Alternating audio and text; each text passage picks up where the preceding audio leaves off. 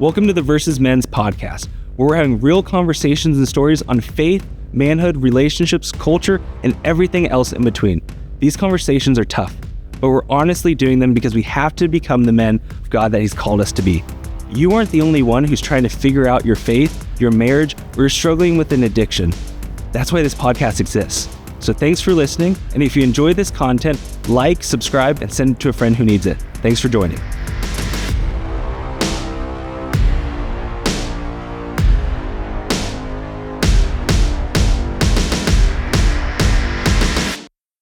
Welcome to the Versus Men's podcast. We have a very special guest with us today, our keynote speaker from Versus Men's Night this year, Granger Smith. And guys, this is going to be an amazing conversation where he has such a difficult story of going from country music star to the loss of his son, which really has transformed his entire life. And from such a loss, though, he's surrendered his life to Jesus. And I think you would say he's not the same man that he was before that event. And so we're grateful to have him. And so, Granger, thank you for being on. Man, thanks for having me. Yeah. Once I read your book, Like a River, Mike Fisher and I did, it was such an easy ask of like, we got to go get this guy for Versus, just so you know. And so we're grateful to have you on. We like to start this podcast with maybe getting on the more personal side. So this is more rapid fire questions just to ease things up, to. So what's your morning routine look like? My morning routine is between 5 and 5:30. I get up. First thing I do, brush my teeth. Then I make a cup of coffee. Always a good call. And then I continue on my Bible reading plan, which currently is called the McShane plan. And I'm on the fourth year of that. So that is a journey through the New Testament twice, the Psalms twice, and the Old Testament once. That's amazing. And then I switch translations every year. So right now I'm on the New King James version of the McShane. So what did you do last year? The CSB. Okay. That's great. Yeah. And so I'll read my plan, and then I will journal a thought from the plan, and then I will tweet out or post like the most refined thought of that journal entry. And those are all things that I do to keep myself accountable. And I'll know like as like, 7:30 is coming around in the morning, I'm like, if I don't post, then people are going to think I missed my daily reading. That's your accountability. Which is not true, of course, but that's in my mind, that's my own personal accountability. So the journal entry, the post, then the kids are getting up and, the morning is starting in the house. Okay. So you're like a 5 or 6 wake up call or even earlier? 5 to 5:30. Okay. Yeah. Okay. So you're not like Jocko at like 3:30? No, okay. No, I'm not the 3 or 4. No. Okay. Last movie that made you cry? Oh, man.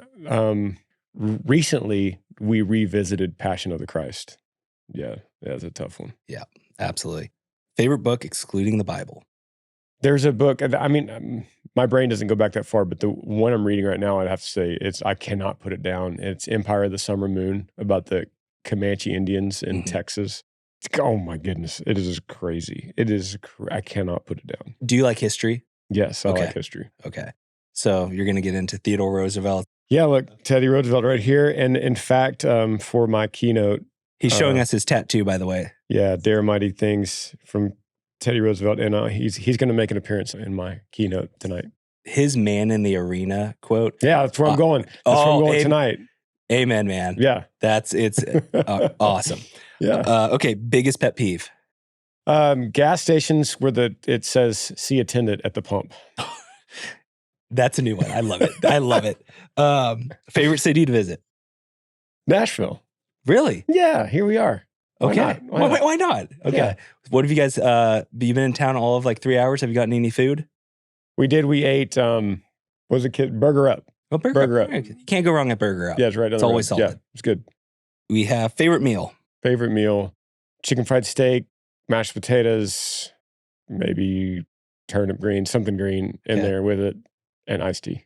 Okay. That doesn't totally make sense. How much do you have to work out like every single day? Because I just don't eat my favorite meal every single day. That's called discipline. Yeah. There we go. Okay. If you could switch lives with one person for a day, who would it be? One modern and then one person throughout any time in history. Modern, if I could switch with one person, let me go back in history. I'd switch with Luke. There you go. Because Luke got to, he got to run with Paul, and he got to run with the disciples. And He got to see the story unfold unlike anyone else. yeah, he did. He got to run with Mary. And so, yeah, what an interesting story he must have. Modern day, you know Mark Dever? Yes. Dever, man, Yeah. his mind is just so brilliant. He is. And I've spent significant time with him, and I always think, I wish I was just living in your brain for one day to see how it possibly works. I've heard his office is amazing. And guys, if you don't know who Mark Dever is, look up 9 Marks Ministry. And there's so many great resources. And he's also an author of many, many great books on church and just everything about discipleship. So that's awesome. Yeah. Let's go with one vice you wish you could give up. Probably, I mean, that's always hard because I love energy drinks, but maybe if I gave them up, my life would be better without caffeine, but I just really like it too, so. Probably not for the people in your lives for about 2 weeks of that Probably withdrawal. so, yeah. All right. And I would be up there with you. Favorite album of all time or artist? We'll give you, if you can't land on an album. Artist of all time, George Strait. And I'd probably put it in at Greatest Hits Volume 2, George Strait, yeah. There you go. Yeah. That was very easy. Okay. Yeah. Best advice you've ever been given? You know that's a hard question. Yep. You know when people ask you that question. You put that in there. You put that in there knowing full well that that's a difficult question to answer. What do you have something that just comes to your mind? It's kind of a trap because your mind instantly goes. No, because you always want to give a Jesus answer. Yeah. Because if I don't, it's going to be really weird if someone said like, Dare Mighty Things, Teddy Roosevelt, and you're going to be like, that's weird if I'm on a Jesus podcast. No, but see, I'll go with that. No, I think honestly, if I were to answer, let's see. See, this is what I love in not having to be in your shoes in this. Right. Never be the smartest one in the room or the wisest. So that is, you're always consistently putting yourself in uncomfortable situations, never inflating your ego, and realizing you have so much to learn. Yeah, absolutely. And to add to that, I think what works well for me that I don't always do is that I get so much more out of conversations and life and relationships if I just listen more than I talk. Yep. And us for in ministry, you are tempted all the time to do more of the talking than the listening. Yeah. And the problem is the Spirit's calling you to be still, listen, and then speak. Yeah. And that is there's a temptation to not do that. Yeah. And then ironically, the Lord, typically a pastoral type person is just a talker in general, Yep. The teacher, it's I'm just here to teach guys. Yeah. No. Yeah. And that's something that, especially, we'll talk about your seminary time, but going during my seminary years, you thought you were just a teacher. And in fact, a shepherd is oftentimes, a pastor is supposed to be a shepherd who sits there and counsels, who's slow to speak. Or maybe I'm just becoming more and more attracted to those types of personalities in the church world. You're absolutely right. Yeah, a pastor should, in most of his biblical counseling, should listen. Yes. Yeah. Yeah. So let's go on to our main discussion here, Granger. We can spend as long as you want. We can go down rabbit trails as much as you want. But in the book, what I loved about it was so many things. And we're going to kind of piecemeal of different sections of the book. But one of them I think that a lot of men are struggling with right now is, and you've talked about this on your podcast a few weeks ago on To Be a Man, and it's the idea that the world is offering a version of masculinity. And as we talk about this, I think you nailed it on the head with a lot of things about the fact that so many of these YouTube influencers who they're tapping into masculinity, and that we all recognize that there's a crisis within defining masculinity and living into it, especially here in the West. And right now, the self-help movement, I would even call it like the self-improvement movement, is becoming its own gospel for men that they're attaching to.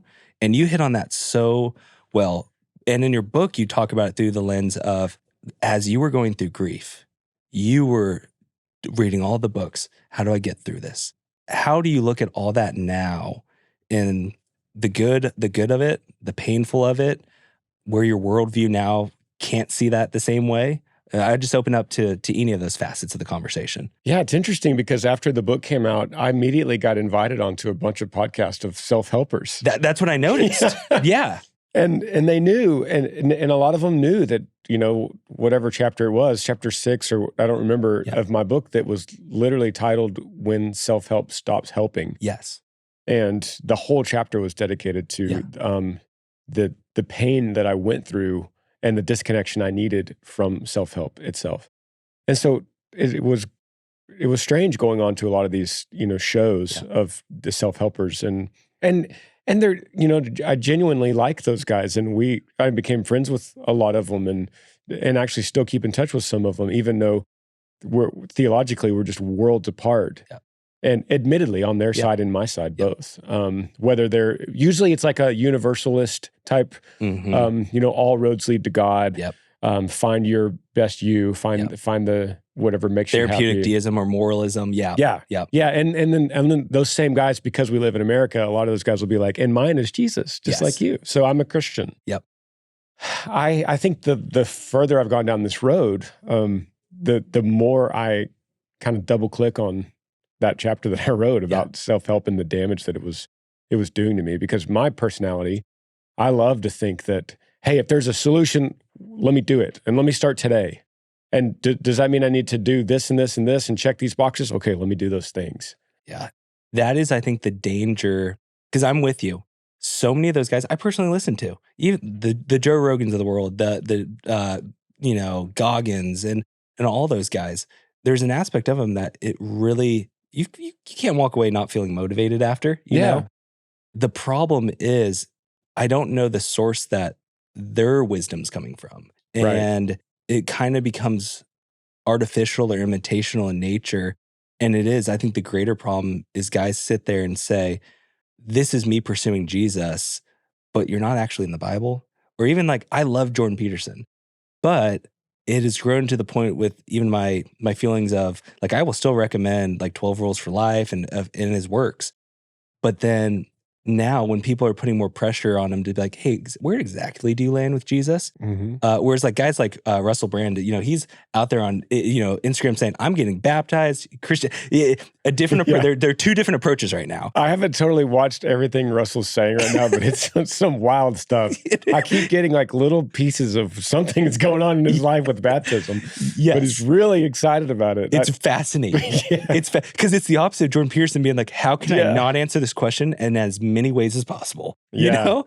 And I'm with you. 12 Rules for Life is just such an excellent book. And I read it just multiple times because it was so impactful. And then I would listen to the audiobook. And I remember being with the band and I specifically one time we rented a van and we were driving because we had like the buses were on one side of the country and we were on the other side, and we needed to rent a van to get from like Boise to Montana. And we rented multiple vans and we were listening to, I was trying to show the guys 12 Rules for Life in the van. And there's elements of it. They're just so impactful. But as long as we know now in hindsight that, okay, Jordan Peterson is made in the image of God. So all of his ideas are not going to be wrong, but he's going to get those ideas, even though he says from a different place. They're actually coming because he's made in the image of God. He's going to have fundamental understandings of the way that we are. Romans 2, natural law. Exactly. It's Romans 2. Yeah. And I think that's almost the danger of it, though. It sounds so, the worldview, a Christian worldview, it seems like it's half taken on. And, I've told guys like, I don't know, if I'm the enemy, the devil, what could be the most cunning way to actually keep men from Jesus? And it's to have an imitational gospel like that, where you're just close enough, but you're never in touch with Jesus. You're never in union with him. And so when you now look at kind of that movement, do you still keep the same tabs on it that you used to? Or like, has it Bible reading and spiritual practice completely replaced that? Or where does that fit in your like hierarchy of, Yeah, it's a good question. And I believe it has, as far as I know, it has completely replaced it. But it's interesting because we don't just throw it all out, because literally I started this podcast with you telling you about my morning routine that all started back in my self-help days. The idea of waking up and having that quiet space before the family gets up and reading and journaling, that kind of accountability all started with the self-help days, but I just completely replaced it with the ultimate self-help book, which is the Bible. Yeah. Amen. And especially as you go through seminary, I mean, there's just naturally going to be less time. There's less time. There's less time to read anything else. Yeah, let's talk about that. You're at Southern Seminary, and just how's it going? What stage of coursework are you at? Have you touched on Greek and Hebrew yet, or are you going down that route? Yeah, going for the full MDiv. Nice. Have not done Greek and Hebrew yet. Your suffering has yet to come. Yeah, I'm just keep kicking that can down the road a little bit, thinking that as if there will be a time in my life that's less busy, which is not going to happen. Yeah. But I'm probably 30 hours in. I'm currently in Tom Schreiner's New Testament too. I don't know if you ever took that from Tom. I did. So I did my MDiv and Master's of Philosophy at Biola University in California, but then my PhD works at Southern. And so I don't know. I know those classes just from kind of an outside perspective now. Yeah. But I've heard it's amazing. Yeah. Yeah, I love it. Schreiner's amazing. It's been an incredible class. Yeah. Walking through New Testament 2. And I love it. It is coursework and it's college work and it's master's work, but everything I'm doing, I'm instantly using it. Yeah. For instance, tonight at Verses, I can apply it immediately with something I learn. Yeah. I have found that the seminarians that are younger, like just back when I graduated, I think when I was like 25 from Talbot, those years were formative in the sense of I was building up a lot of knowledge, and I then needed a lot more life experiences to know really how to properly interpret, apply, and live in it. But Granger, what you've lived through, what you're now using to equip you in your pursuit of God, I would expect it's the opposite of the typical seminarian's journey, where it starts off real prideful of like filling your head knowledge, and you're just loving being in the Word this much. And you're in so many conversations that are quite difficult around grief and loss, that to pull it away in an abstract form, what you're learning at seminary doesn't almost exist for you because you're living in it. Do you know what I mean? Yeah, I wish I could take all that credit you just gave me and say, yes, that's me, brother. I do. Sometimes I think, Lord, why did you save me so late? Why, Lord, I could have done so much more if you just would have saved me 30 years ago, and then I would have gone to seminary right out of college. And that's just not the way it happened. Yeah. It's just not the way he operates. He's never operated in that way. And so, yes, there are definitely great benefits from living life first and going to seminary second. Although there's not a right way, that's just the path I'm on right now. And it is interesting going through all this heady seminary and then getting into these just daily conversations on the street where people ask me questions. And it's sometimes it catches me off guard because I'm like, oh, that's where we are. Yep. Okay. You could just understand that it's questions you just throw your hands up and go, oh, I didn't even know that was a thing. But yes, let's address it. And I will say this, that more and more seminaries catching on to, obviously you have to do the traditional Old Testament, New Testament, and all the biblical kind of foundational classes. But the classes that I think are almost becoming more necessary than ever for pastors are cultural engagement, moral ethics, Christian ethics, and have you taken spiritual disciplines? Yes. Have you taken any of Don Whitney's classes? Yes. Yeah, I just finished it a couple of classes ago. Yeah. Don just moved to Midwestern. Okay. Which is unfortunate for all the Southern students. Yeah. But Don Whitney is just foundational stuff he's done with family worship, praying the Bible, just unbelievable stuff that I wish every Christian, I wish that wasn't just seminarian stuff. I wish every Christian learned that. I think that the church movement of like, let's bring accreditation to the congregations, like, people do it called the Institute or whatever, bringing a seminary experience to churches, I think is one of the best closing the gaps, because there's such a need, and I think there's such a hunger for people to want to be in the Word, to understand a biblical worldview, and not a way of just, I want to learn everything, but just even learning the history of spiritual formation and how do we do this well? I completely agree. And I think that hopefully churches are going more towards a discipleship model, that they realize, hey, if we're just producing consumers, what's the point? Yeah. No, absolutely. Do you find that what's been the hardest part of being in seminary? Is it just the time? time? Yeah. It's the time. And what happens is every time I start a class, I just get filled with worry. Like, oh no, Am I going to finish? Now there's no way I'm going to make this and meet this time requirement and all this reading. And then I get in the rhythm, and about week 4 or 5, I go, okay, I got the rhythm now. Yeah. And that's where I am right now. I'm in week 5 of this Tom Schreiner class. And so I'm like, okay, I got the rhythm. Yeah. And then 3 more weeks, it'll be finished. I'll start a new one, and I'll just go, no, there's no way I'm going to finish this. Do you already know what you're going to do next semester? I don't actually. Okay. I need to start looking. This is also the time I look at the next class. Yep. Yeah. You try to stay in the present so you don't fail the present, but you're also like, I got to look ahead. Yeah. Well, no, Granger, it has been a cool story to sit there and be like, I don't think anyone ever expected, like some people are like, yeah, I'm going to go do ministry. And like usually when someone has a platform, they don't always go back to seminary. And dude, for you to sit there and be like, I'm going to Southern Seminary, which is like, I mean, it's one of the largest in the nation. And like, you're like, I'm going to do this. I love it, man. It's the best. Thanks, man. Yeah. Yeah, that's good encouragement. I'd love to talk about, you mentioned in the audiobook recording that. Obviously, it was you at your house. Was it in the barn or something? I have a little studio in my house. Yeah. Because, I used to be a musician. So. Yes. That comes in handy still, huh? Yeah, it comes in handy. Yeah.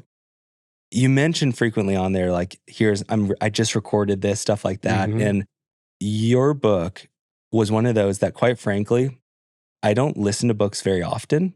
And I realized reading the physical book was probably the easy way out. I don't know if you've ever heard this feedback, but I didn't know if I wanted to quite frankly, listen to your voice and how painful those first 3 chapters were, because it was hearing your voice and how intimate it was. And it is real, but it made it real in my own world all the more. Thinking about my 5-year-old, thinking about my 3-year-old.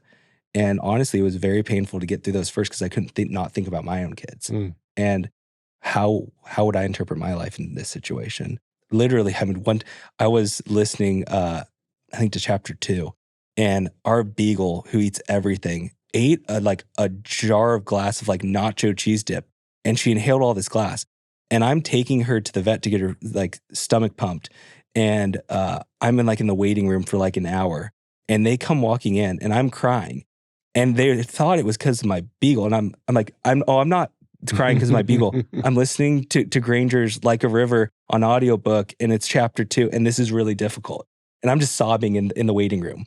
And guys, if you're listening right now, I would really encourage you to listen to the audiobook. It is such a personal experience that you gave in doing that. But tell me from your perspective, how was that journey of recording that? I mean, and I'm sure God had to meet you in that in very significant ways. Man, thank you for saying that. And that recording was very special to me. Mm-hmm. It was very therapeutic for me. Yeah. I'll say this. When I finished the book and turned it in, and then you go through this process of like 6 months of like the spelling errors and the grammatical errors, and then the editor's saying, hey, on this section right here, was there anyone else in the room that might be helpful? And like, oh yeah, I forgot my mom was there. Can you write that in there? So I write that my mom was in there. And then when I had all that turned in, I didn't go back to the manuscript until I read the audiobook. So that was the first time. I don't think I necessarily did that on purpose. It just happened that way, where I got the final manuscript. Everything's finally finished to the last dot. And I read it for the first time as tape was recording it. And I was in my little studio, lights were dim. I did 1 chapter per day. I did all of them about like 8 o'clock at night to try to get the same tone of my voice consistent. And I let a lot of things slide on that audiobook emotionally. Mm-hmm. that I think if I was either in a studio recording, I just would have like gritted up and not done it that way. Or maybe an engineer would have said, hey, let's grab that one more time. Instead, I just let a lot of things fly. As I felt it, as I was reading it for the first time, that final manuscript. So you could hear, maybe you could hear in my voice like, oh, he felt that. I could, and it was beautiful. I think that's the experience that I mean, like, I couldn't not just think of the difficulty of how, even as you're reading this, I was praying of like, I wonder if this was, later, as you talk about the highlight reel, man, would this process in itself bring back the highlight reel, or in what ways? It was. That's a great question that I'll get back to. No, okay, okay. Let's go there now if you're okay with it. Yeah. I remember getting really emotional recording that audiobook.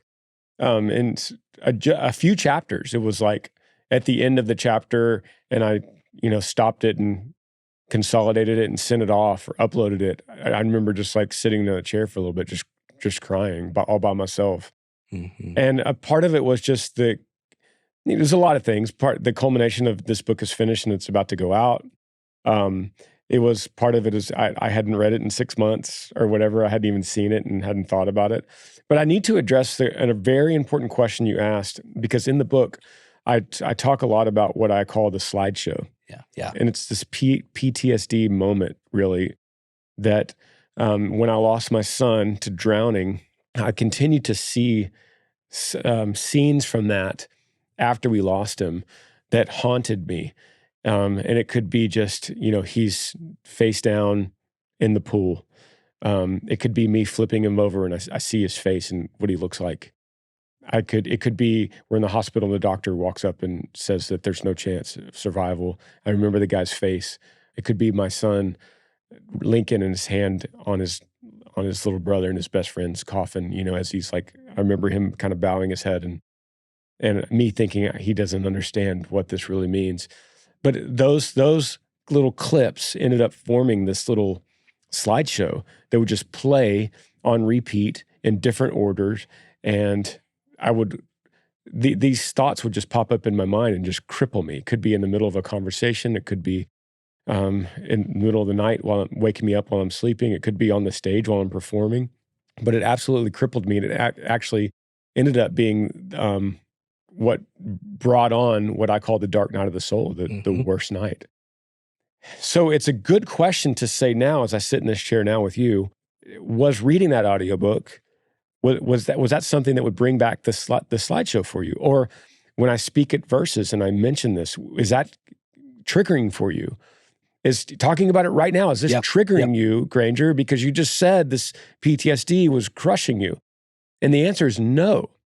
But the reason it's no is not because anything I did. It's because it's the gospel says it's the only answer in the world that says, I know, you are guilty. You are insufficient. You have messed up, but I make you clean. I redeem you. I heal you. I restore you. Not because of anything you've done, but because of my divine right to it. And I share it with you as a co-heir because of your faith in me. So the gospel is very different than the world, because the world continued to tell me, Granger, it's not your fault. Don't blame yourself. And I'm thinking, don't blame, but who should I blame? Because I was in the backyard when we lost River. Like, I was a responsible adult. I couldn't get past that. Not to say that it was a sin that night specifically, but altogether, as in our lives, we are inherently sinners. And the gospel says, I know you are. When the world says, no, you're not, you're a good person, like the Luke Bryan song, I believe all people are good. The gospel says, no, you're not. No thanks. Yeah. And thank God for that, because what that did for me and the slideshow is I still think about it. I could still see those images, but the sting of it is gone. It has no more sting. It doesn't hurt me, doesn't cut me deeply. Now it's just a memory of mine. It's a horrible memory, but it doesn't cripple me and make me sink into a deep depression anymore.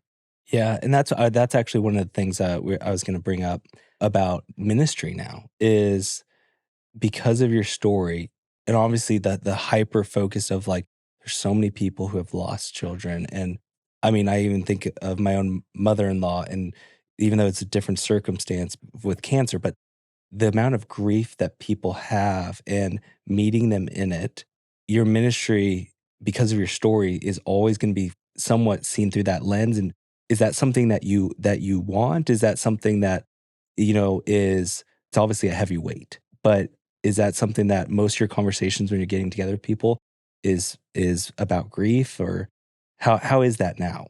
Yeah, I've had to come to the understanding that if that's something I don't want, that I'm in the wrong vocation, you know? Yeah.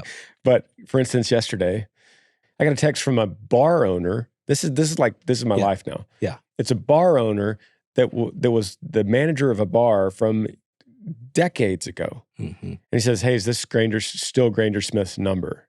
And I'm like, I don't know what it means, but I have a feeling because I'm starting to get used to this. I said, "Yeah, hey, Justin." And he said, "Hey, a close friend of mine, he says that he knows you from high school. He's a couple years behind you. They just had a tragedy happen.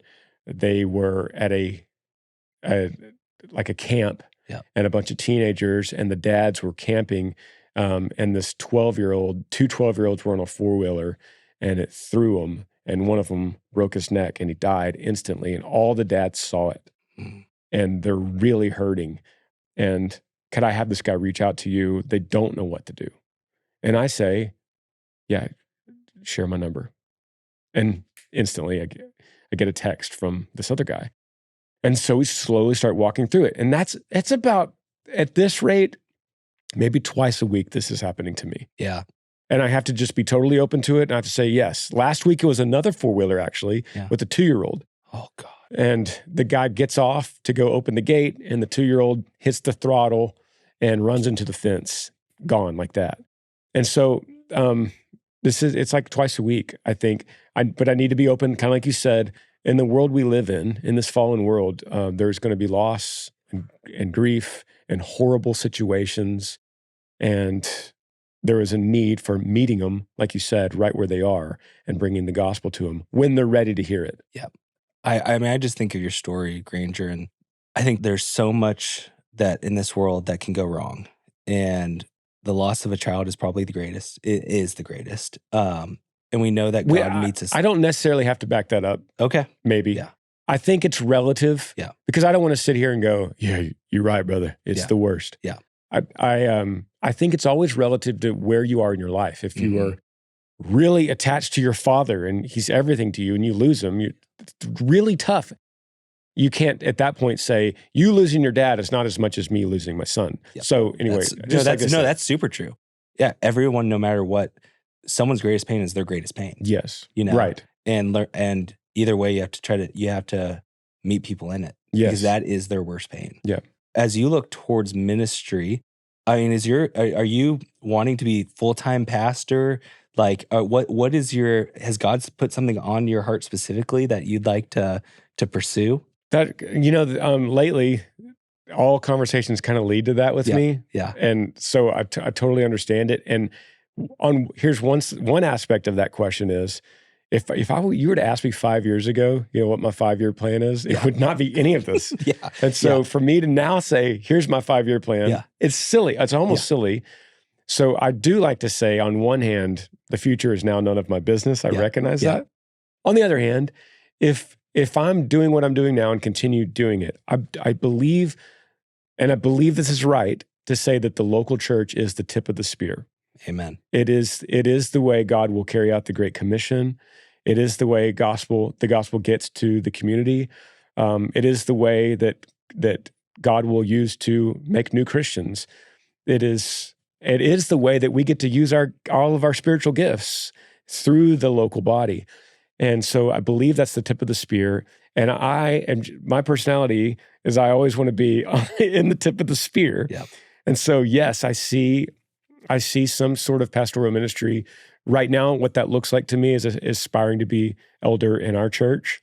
So I believe the responsible thing to answer that is, continue through seminary, continue traveling and learning under my local pastors, aspiring to be elder. If Lord willing, I'm raised up to be an elder in our local church, then being an elder for a significant time as I'm continuing to learn, all before there is a senior pastoral ministry for me, Lord willing, down the road. I think there's a lot of things that would have to happen before that in a responsible way, before I'm responsible for leading a flock myself. There's a lot of things that have to happen. But right now, it looks like that's the way I would be pointing. I'm sure there's people who try to pull at you all the time. Hey, would you like to be our worship pastor or something? Man, my DMs on Instagram, it's crazy, man. Hey, would you be interested in moving to North Carolina and being our worship leader? Yeah. Hey, would you be associate pastor in Virginia? Hey, I'm like, man, you guys don't even know me. Yeah. You don't know me. I mean, is there any like temptation in your mind, Granger, of like, no, obviously I love music, it's a gifting, or is that piece of you just fully like, that's done? In the sense of like, no, I don't really envision, I want to be the person literally teaching the word of God versus I'm the worship pastor. I do the worship set, stuff like that. So is that just in your mind gone? Man, I'll just tell you what I don't mean to put you on the spot. Yeah. No, that's a great question. I'll just tell you what I feel right now.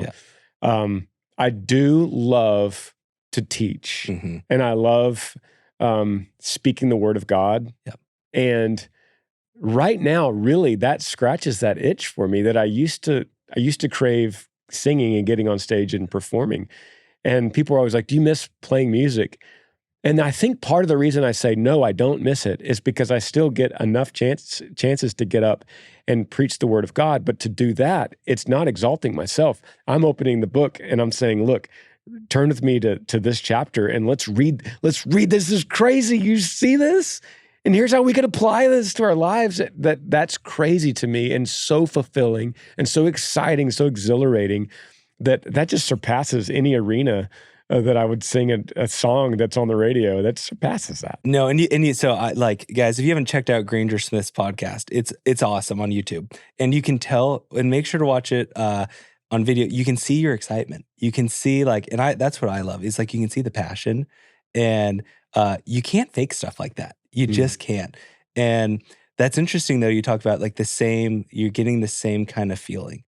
What was that deeper source that you were longing for in music? I think the best way to answer it is that the Lord was kindling a fire within me, an ability to be passionate and to love history. We talked about earlier. I love history. I love being able to take some information and deliver it, whether that's a song that encapsulates an emotion for people, or I think he was preparing me all for what I think now is the tip of the spear, and that is his word and delivering that, which is so great now because it's just not about me at all. Yeah, I'm out of the equation. I'm just the messenger, and so to be the messenger, all the pressure's off.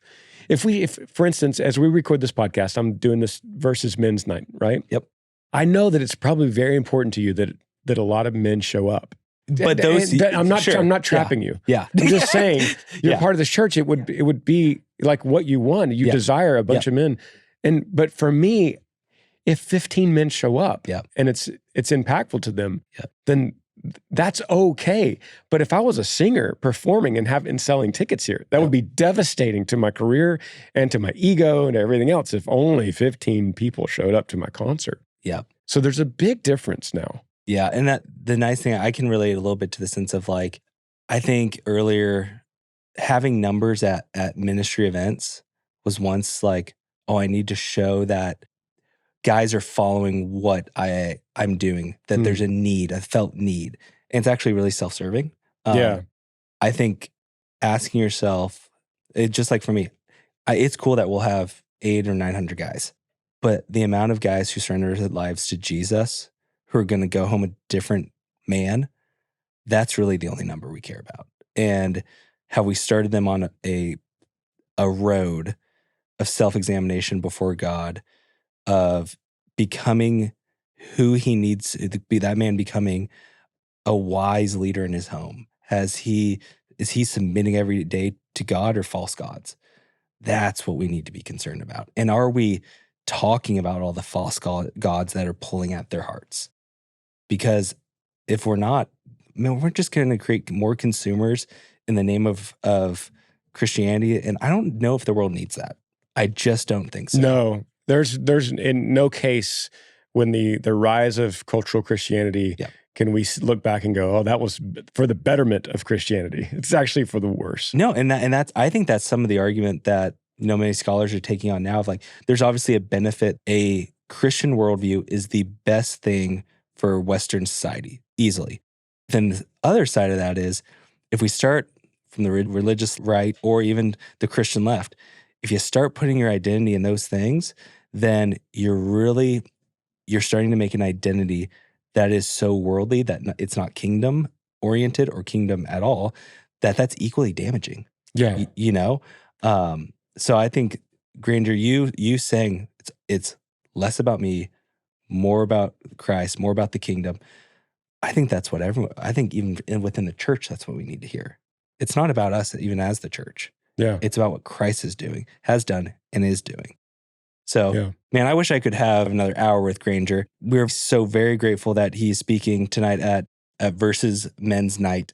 Thank you so much, Granger, for being here, for all that you're doing. And man, I look forward to following all that God is going to do through you and in your story. Thank you, brother. Thanks for having me.